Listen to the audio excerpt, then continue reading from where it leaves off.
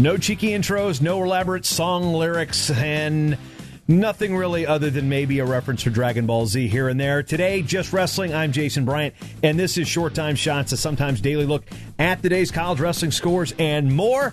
There won't be much here about the American Wrestling League. We will have some in other episodes since this show concentrates more on college wrestling. But the highlights were Jordan Oliver knocking off Zane Rutherford, hitting the first 5 that I've seen from J.O. in probably decades.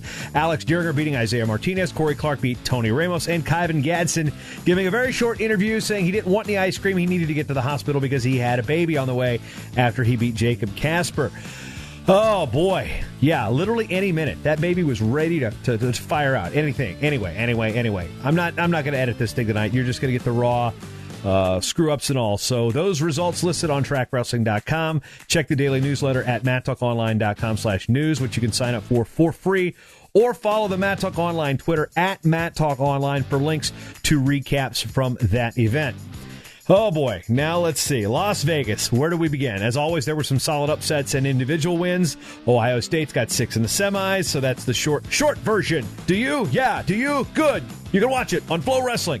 But here are some of the quarterfinal notables from Friday in Viva Los Platos. No, Las Vegas. Anyway, 125 pounds. North Dakota State's Brett Fleetwood stormed into the semifinals with back-to-back wins over Louis Hayes and Zeke Moisey.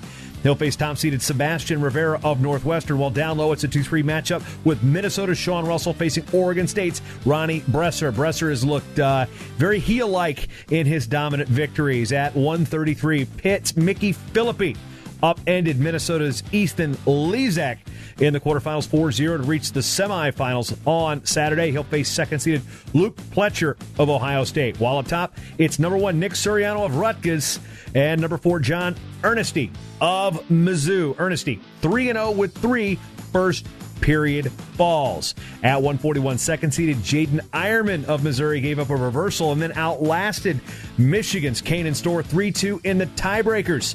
Ironman will see a familiar foe, Illinois' Mikey Carr, in the semis. Up top, it's 1 versus 4 with Joey McKenna of Ohio State meeting Northern Iowa's Josh Albert. Storr, by the way, knocked off Chad Redd of Nebraska in the round of 16. The All-American Red was bounced out of the tournament in the consolations. Kind of a surprising sluggish start from Chad Redd to begin the season there. At 149, Clarion's Brock Zackrell upended All-American Grant Leith and his neck brace 3-2 in the quarters, courtesy of a third-period takedown. Zackrell will face Micah Jordan of Ohio State in the semis, while fifth-seeded Mitch Finesilver of Duke reached the semis after beating All-American Max Thompson of Northern Iowa 3-2. Finesilver will face Rutgers' Anthony Ashnault. At 157, the on-again, off-again Griffin Perry out of Purdue is on again. The sophomore beat All-American Tyler Berger of Nebraska 4-2 in the quarters to earn the right to face fifth-seeded Taleb Ramani of Pitt. Ramani beat Eric Baroni of Illinois, who had previously bumped off Ohio State's Keyshawn Hayes. Down low, it's Kennedy Monday of North Carolina against Ryan Deacon of Northwestern. At 165, Michigan's Logan Massa seems to be back to his Super Saiyan Level 3 form. Yeah, you know it was coming. He breezed into the semis and will face 4-seeded Isaiah White of Nebraska. Just so you know, while looking up the correct spelling of Saiyan, which is S-A-I-Y-A-N, I got distracted by the Dragon Ball wiki, and the next sentence I'm about to read, I wrote about 35 minutes after I went to look it up. That's what happens. Come on. Where were you when you first watched the Namek Saga? I mean, yeah, anyway. Down low, Mekhi Lewis of Virginia Tech upended Red Hot Branson Ashworth of Wyoming 3-1. He'll face Northern Iowa's Bryce Start in the semis. In just 3 short minutes, the planet Namek set to explode. You know, it's like, come on. You'd sit there, and that was like 5 episodes later. In just 2 more minutes, the planet Namek set to explode. Can Goku defeat the Ginyu Force and find the Dragon Balls? Can he defeat Frieza? Will Vegeta ever... Yeah, anyway, you know what I'm talking about. If you've watched Dragon Ball Z, you know that the Namek explosion took literally 30 years. You're not here about Dragon Ball Z. At 174 pounds, all top 4 seeds in the semis as Michigan's Miles Amin will face Nebraska's Mikey Labriola, and Northern Iowa's Taylor Luan will face Missouri's Daniel Lewis. At 184, second-seeded Taylor Venz of Nebraska was down 8-4 with riding time against in the third period when he countered a Nino Bonacorsi shot by stepping over a chest lock and earning the fall. Whew! Venz will face sixth-seeded Drew Foster of Northern Iowa. He beat All-American Zach Zavatsky of Virginia Tech 9-6 in the quarters. Up top, Miles Martin of Ohio State looking rock solid. He'll face All-American Max Dean of Cornell in the semis. Dean majored North Carolina's Chip Ness in the quarters. At 197, unseeded Greg Bolsack, one of the toughest names in wrestling. He's from Clarion. He picked off Virginia Tech's Tom Slay 8-1 in the quarters to reach his semifinal opponent, 10th-seeded Eric Schultz of Nebraska. Second-seeded Nathan Traxler of Stanford was upset by Virginia's Jay Aiello early, and then Schultz edged Aiello 3-2 in the quarters. Aiello from Northern Virginia. I think he's a Westfield kid. Up top, Colin Moore of Ohio State is back in action in the folk style scene after returning from the U23 Worlds.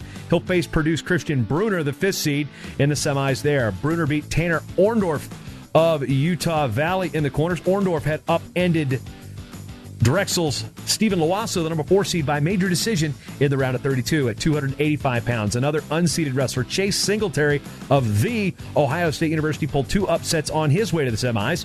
First, he beat Northwestern's Conan Jennings 6-5 in the round of 16. Then he pinned Central Michigan's Matt Stencil in the quarters. Singletary will face off with Tate Orndorff. That's Tate, not Tanner. That's Tate and not Mr. Wonderful, either of them, although I'm sure their parents think they're wonderful. Tate Orndorff of Utah Valley in the semis will up top. Gable Steveson of Minnesota is almost to the point of going full heel turn as he literally bullied his way into the semis with some powerful bonus victories. Steveson will face North Carolina's Corey Daniel in the semis. Team-wise, it's Ohio State, Mizzou, Nebraska, and Northern Iowa leading the pack with a host of teams bunched in between 5 and 13. Now, there were some duels on Friday. We had 2 historical feats occur in the great state of Pennsylvania. First, unranked Princeton beat Lehigh for the first time in 50 freaking years. Yeah, and the first time ever at Lehigh. While the 8th-ranked Mountain Hawks aren't even close to full strength, you wrestle with who you got, and on Friday night, Princeton got them. Patrick Brucky's win over Jake Jacobson at 197 pounds sealed the deal for the Tigers. Tiger style. Oh, that's Mizzou does the Tiger style. Anyway, shout out to Chris Ayers and crew. Good job there in Princeton.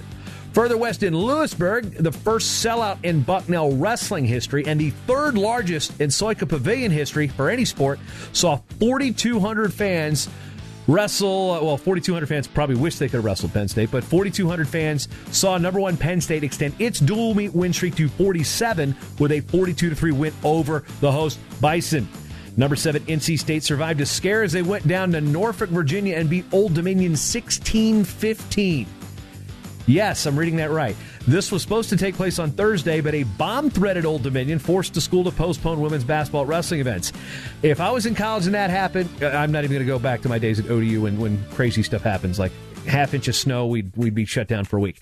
The rest might have served the hosts' Monarchs actually fairly well. Larry Early upended 2nd-ranked Hayden Hidley at 157. That offset NC State's upset at 141, while Jamal Morris, that's Jamal, Jamal, beat Cedarian Perry 7-2. The difference, Tariq Wilson's bonus point with a major decision at 133 was the difference.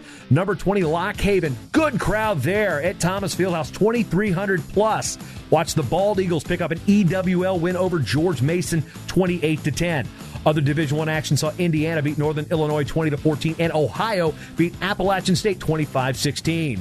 Going small colleges now in the NAIA, Grandview extended its win streak to 66 in a row as they blanked Benedictine 56-0. You want to know what the Benedictine mascot is? Yeah, they're the Ravens. Nevermore. Out in Great Falls, boo, dad jokes are bad jokes. Out in Great Falls, Montana, the Battle of the Rockies duels, which saw schools from Division II, the NAI, and the NJCAA. We saw McKendree from Division II win 3 duels, as did NAIA Embry-Riddle.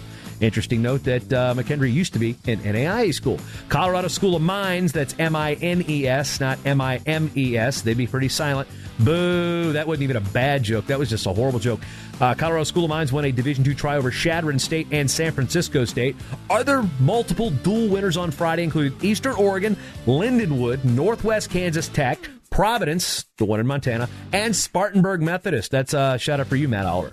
Looking at some other tournaments, well, basically only one. Johnson & Wales leads the New Standard Corporation Invitational hosted by York College, the one in Pennsylvania. The Wildcats lead Ithaca, Baldwin Wallace, and Roger Williams, and there's a ton of schools following them.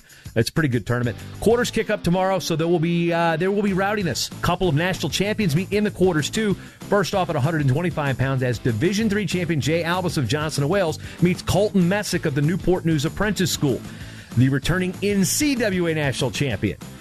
Interesting thing. That's a whole weird thing down there with the Apprentice School. I've done features on it. We'll get Mike Amrosowitz, their coach, up on Short Time here to kind of give us a refresher on that. But I've done shows with Bruce Shoemaker in the past, and one of my old roommates, Jeff Rusak, was the head coach there. And matter of fact, Princeton assistant coach Sean Gray, former head coach at the Apprentice School. Anyway, where was I going with this? Yes, Colton Messick and Jay Albus meeting. Colton Messick was actually coached by my old college roommate, Matt Wright, at Warwick High School in Newport News, Virginia. Yes, the same Warwick, which I'm saying it, Warwick. That's how we say it in Virginia, not Warwick. Okay, it's spelled that way, like coffee, but not spelled the same. Yeah, Warwick. Yeah, that's where Colton Messick went to high school. Same as Michael Vick, same as my stepbrother, actually. And anyway, so little interesting nugget of facts there, Jay Albus and Colton Messick. That's all I got for you now. So for my friends back at 4200 Bowden's Ferry at the house, 12. The Short Time Wrestling Podcast is proudly outfitted by Compound Clothing. Shirts, singlets, custom gear orders, everything you need. Call up Cliff and the crew at cmpteamwear.com.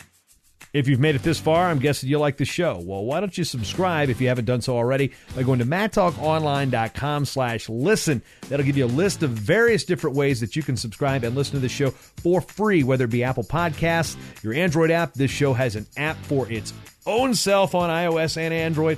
And there's a bunch of other places you can find this show by going to madtalkonline.com/listen. That's how you can listen each and every episode. Thanks for listening. Now go subscribe.